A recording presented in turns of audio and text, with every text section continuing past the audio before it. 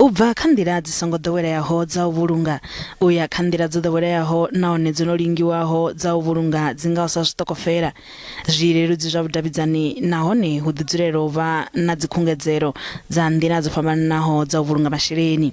Muḓivhi wa zwa masheleni vho Ivan Sambo vhane vha vha na mbekanyamushumo ya podcast ya u pfumbudza vhathu nga masheleni vho amba zwitevhelaho. In the beginning of the year, start with small goals. If you want to save 10,000 rand by the end of the year, do not force yourself to put 3,000 rand now in the savings account or investment account now. Start slowly and build up as the year goes along. Musidzanyana wa miṅwaha ya 12 Skylar Topkin ova a khou vhulunga masheleni awe a u kheralwa miṅwaha isigathi uri o kona u vhulunga masheleni a linganaho tshigidi ṅwaha wo fhiraho. It is difficult because then I would walk in the mall and I'd see something I want and I would want to buy it.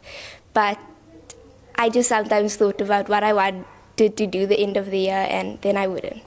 Mufumakadzi wa miṅwaha ya 40 vha ri zwa u vhulunga masheleni zwo no tou vha dzema line la tou vha tsini na mbilu yavho vhukuma. It's very important because if you want to go to school, to extend your studies, to do everything that you want to do, to pay for the kids, the labor and all that, you use that savings. Honeha na huna vhane vha khou kona u vhulunga masheleni huna vhane vha ri vha kha ḓi ṱudza. Vhaḓivhi vho dovha hafhu vha ṱuṱuwedza uri khavho vhane vha konḓela u vhulunga masheleni nga vhoṱhe khwine ndi u vha na muthu ane vha ḓo vhiga khaye ane a ḓo lavhelesa uri na ngoho vha khou vhulunga. Vhaḓivhi vha zwa u vhulunga masheleni vha ri musi na nḓila dzo fhambananaho dza u vhulunga masheleni muthu muṅwe na muṅwe anga thoma nga zwiṱukuṱuku zwine a kona.